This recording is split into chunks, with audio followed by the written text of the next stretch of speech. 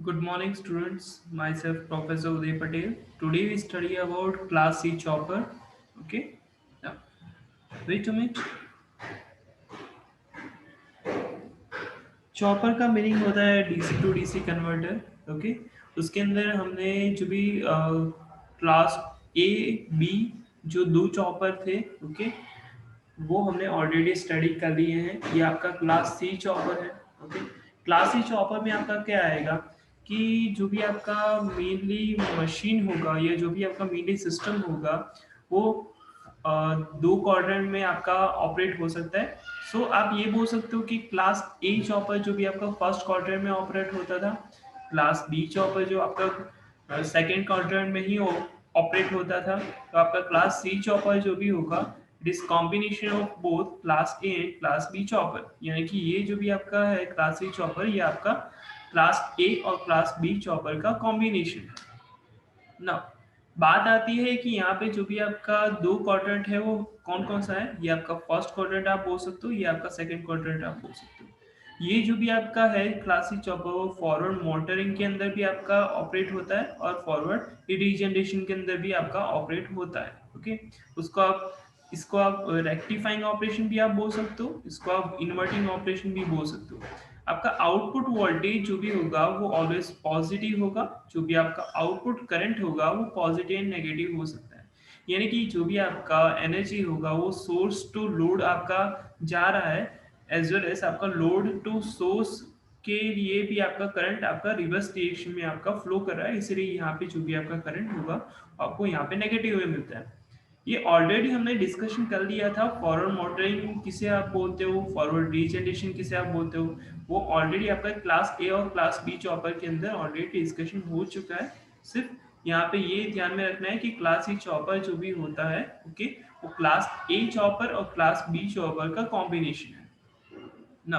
बात आती है कि क्लास सी चॉपर के लिए जो भी है, ओके, वो सर्किट डायग्राम हमने ये एज्यूम किया है। ठीक है। अब उसके अंदर जो भी आपका है वो T1 जो भी है वो थायरिस्टर है। Okay, sorry, T1 and T2 दो स्विचेस हैं। D1 एंड D2 आपके डायोड्स हैं।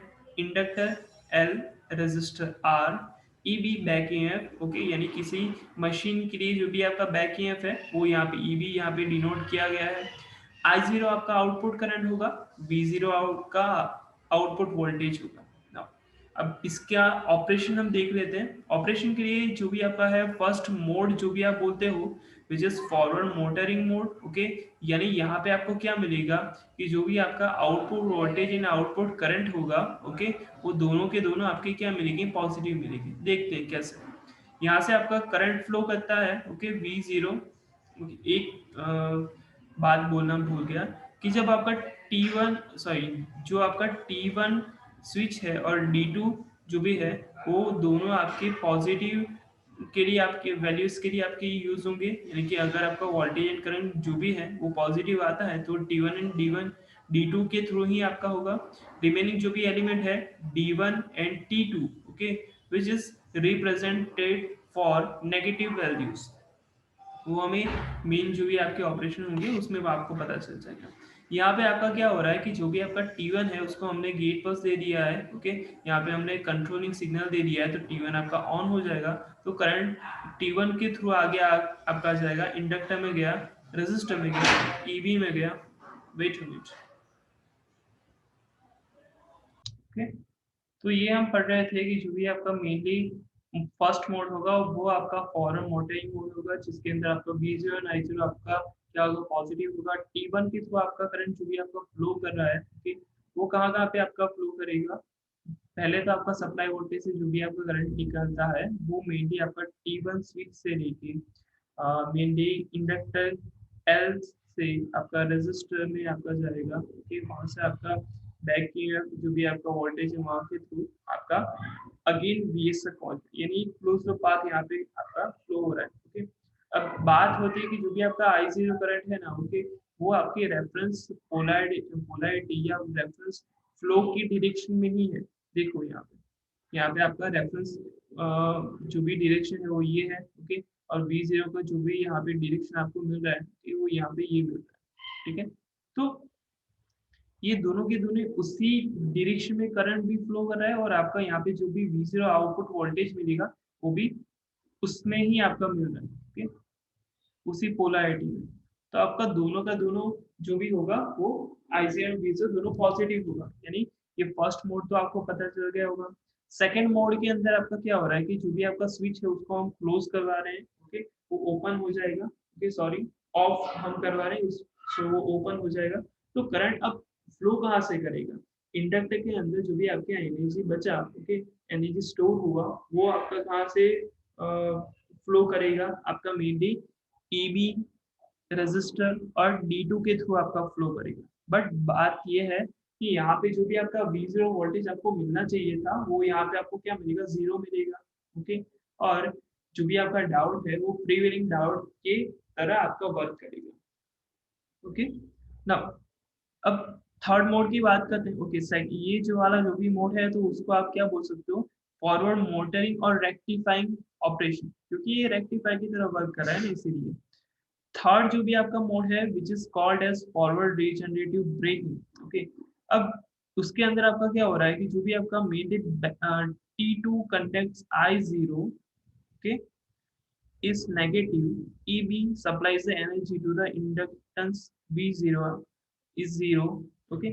यानी यहाँ पे हो क्या रहा है कि यहाँ तक की कंडीशन में बैक ईएमएफ को एनर्जी आपका सप्लाई नहीं कर रहा था, लेकिन यहाँ पे आपका क्या होगा कि आपका बैक ईएमएफ सप्लाई करेगा। ऐसा क्यों होगा? ऐसा ज़रूरी नहीं है कि यहाँ पे लिखा हुआ सब कुछ आपका राइट ही हो, ओके? यानी कि जहाँ से भी आप बुक आप कंसिडर कर रहे हो ना, ओके, वहाँ पे काफ़ी सारी चीज़ें लिखी गई होती है, ओके? लेकिन काफ़ी डिटेल में नहीं लिखा गया होता, ओके? समझो एक बार, यहाँ से जो भी आपका करंट फ्लो कर रहा था ना, ओके, उसके कंपेयर में जो भी आपका बैक ईएमएफ था वो इतना ज़्यादा नहीं था, ओके? सो आपका करंट यहाँ से आपका फ्लो कर सकता था। यानी आप ऐसा बोल सकते हो कि यहाँ से आपका जो भी आपका करंट होगा वो 20 एम्पीयर है। बैक ईएमएफ अगर करंट फ्लो करवाना चाहते हैं, ओके, तो उसका करंट जो भी है, ओके, वो कितना होगा? या लाइक मान लो कि 5 टू 10 एम्पीयर, यानी उसके कंपेरेटिव काफ़ी कम है, ओके? यहाँ पे भी आपका ऐसा ही होगा, लेकिन इस कंडीशन में जो भी आपका बैक ईएमएफ करंट फ्लो करवाना चाहता है, ओके, वहाँ से आपका इस साइड की डायरेक्शन में जो भी आपका करंट फ्लो हो रहा है ना, ओके, वो कम हो गया होगा, ओके, यानी काफ़ी कम अमाउंट में आपका करंट फ्लो करेगा इसके कंपैरिजन में। सो आपका ईबी के अंदर से आपका एनर्जी आपका फेड हो सकता है इस टाइम पे, ओके? तो आपका ईबी के अंदर से एनर्जी आपका फेड हुआ रेजिस्टर में, इंडक्टर में, स्विच में, तो यहाँ से आपका करंट फ्लो हो गया। सो यहाँ पे आपका क्या मिलेगा? बैक ईएमएफ फ्लो कर रहा है तो आपका आउटपुट वोल्टेज क्या मिलेगा? 0 मिलेगा, ओके? और जो भी रिवर्स डायरेक्शन में यहाँ पे करंट फ्लो कर रहा है, ओके? तो इंडायरेक्टली आपका ये जो भी है वो रीजनरेटिव ब्रेकिंग यहाँ पे लिखा गया है, क्योंकि रिवर्स डायरेक्शन में हम करंट को फ्लो करवा रहे हैं ना, इसीलिए। सो इसके अंदर आपको क्या मिलेगा कि जो भी आपका V0 है वो आपको 0 मिलेगा और I0 है वो नेगेटिव मिलेगा, क्योंकि वो रेफरेंस करंट की डायरेक्शन के अपोजिट डायरेक्शन में करंट फ्लो कर रहा है, ओके? वो जो भी आपका ये लास्ट मोड है, ओके, वो क्या है? फॉरवर्ड रीजनरेटिव ब्रेकिंग और इनवर्टिंग, कि जिसके अंदर आपको D1 के थ्रू आपको करंट फ्लो कर रहा है। पहले क्या था कि यहाँ पे स्विच आपका कंडक्ट हो रहा था, उसको आप ऑफ करवा दोगे तो पाथ कौन सा बचेगा? D1 का ही पाथ बचेगा। इसीलिए आपका D1 के थ्रू आपका वोल्टेज के थ्रू आपका यहाँ पे आपका करंट फ्लो कर रहा है। तो यहाँ पे आपको क्या मिलेगा? V0 आपको पॉजिटिव मिलेगा, क्यों? क्योंकि V0 जो भी आपको वोल्टेज मिलेगा वो इज इक्वल टू आपको Vs मिलेगा, ओके? और जो भी आपका करंट है वो आपका नेगेटिव डायरेक्शन में आपका करंट फ्लो कर रहा है। तो यहाँ पे आप क्या बोल सकते हो कि V0 आपका, मैं लिख देता हूँ, चलो, V0 and I0, okay?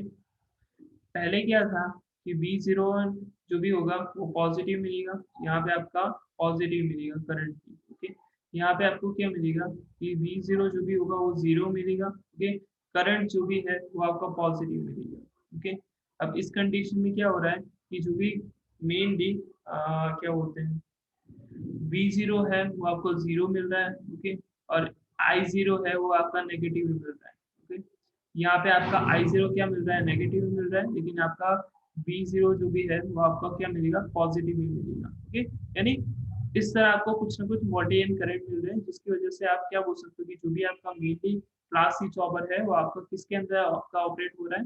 Quadrant 1 and quadrant 2 के अंदर, ठीक है? उसके बाद का जो भी चॉपर है, okay, which is class D chopper, जो आपका फर्स्ट एंड फोर्थ क्वाड्रेंट के अंदर आपका ऑपरेट हो रहा है। ओके,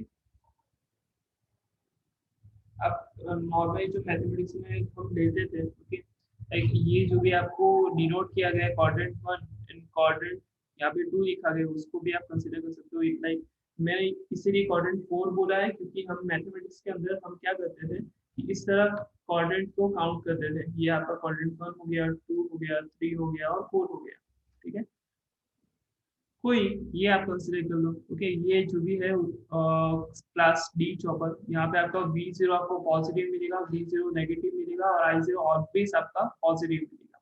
ठीक है, इस ऑपरेशन को आप क्या बोल सकते हो, फॉरवर्ड मोटरिंग, इसको क्या बोल सकते हो, reverse regeneration, okay, rectifying operation, और ये आपका है inverting operation. Class T chopper के लिए ये आपका मेनली डायग्राम यूज किया गया है।